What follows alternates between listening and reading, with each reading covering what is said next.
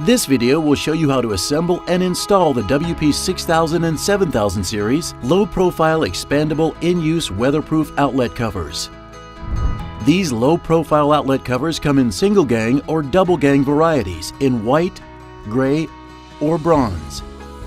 For this example, we are using a gray extra-duty single gang model WP7000G. It comes with a pre-adhered gasket and a pair of snap-on inserts for different mounting options.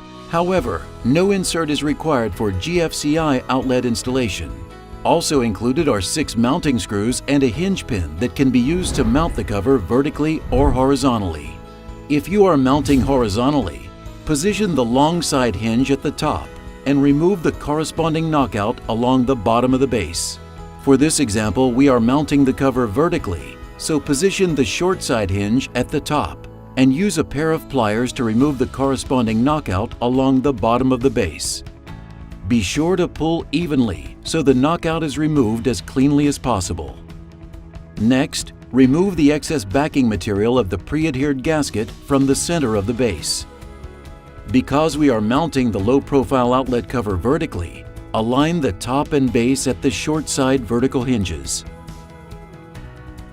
Now, take the hinge pin and slide it through the hole in the center of the hinges.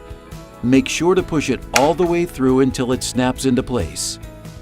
For this example, we are installing the assembled cover onto a GFCI outlet, so no insert is needed.